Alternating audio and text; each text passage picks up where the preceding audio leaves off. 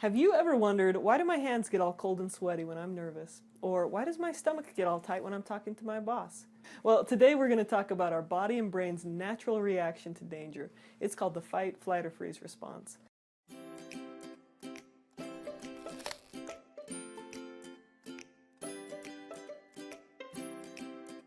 Now, our bodies have developed this amazing reaction to help keep us safe. For thousands of years, humans' biggest challenge was survival.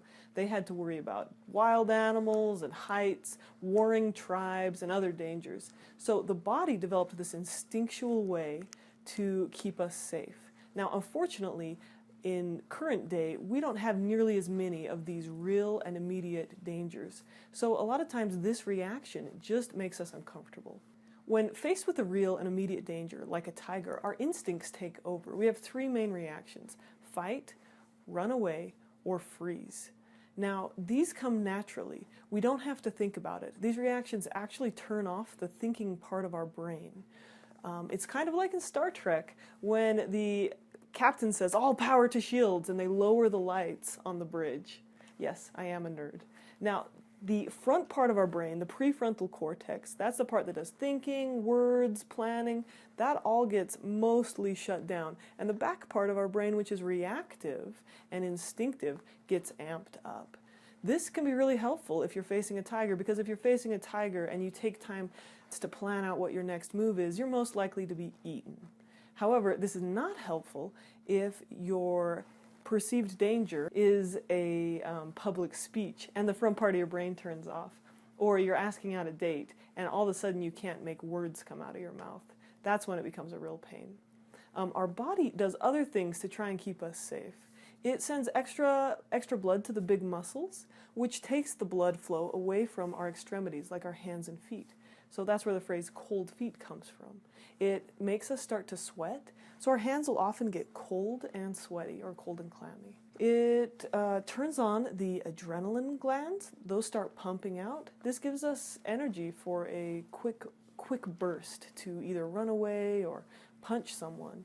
But later on, that adrenaline gives us the shakes. It turns off our digestive system because we don't really need to be digesting that hamburger when we're running away from a tiger.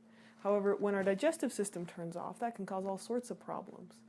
A decreased appetite, a tight feeling in the stomach, dry mouth, and even people could get the runs or wet their pants. Obviously, these are all outcomes that we don't really want. The fight, flight, freeze response also tightens the muscles.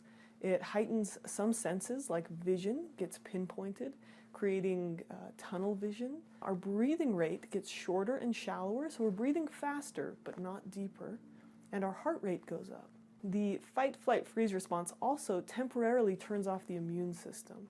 Now, that's also a good thing because, again, it's all power to shields. We're putting all power to keeping ourselves alive, but if the fight, flight, freeze response is turned on all the time, then our immune system is turned off much of the time, and that's why people who are always stressed out are often getting sick. Now, with the freeze response, we sometimes see a few different things than the fight or flight response.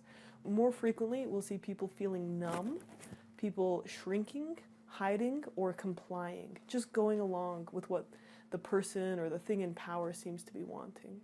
Now, this response, this fight, flight, freeze response, is really helpful, could be helpful in situations where there's real and immediate danger, and it's meant to work in short bursts. The problem that happens is when we are constantly having this reaction to things that aren't real dangers. They're just perceived threats, like a boss asking to talk with us or a public speaking event. When we are constantly in the fight, flight, freeze response, then our body gets trapped in this elevated state for a long period of time. This leads to exhaustion, insomnia, muscle tension, digestive problems, and frequent illnesses.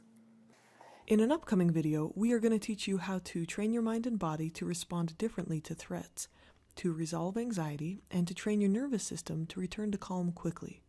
For now, the best thing you can do is to just start noticing your body's reaction.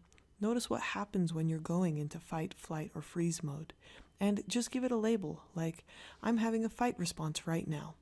I hope this was helpful. Thanks for watching, and take care.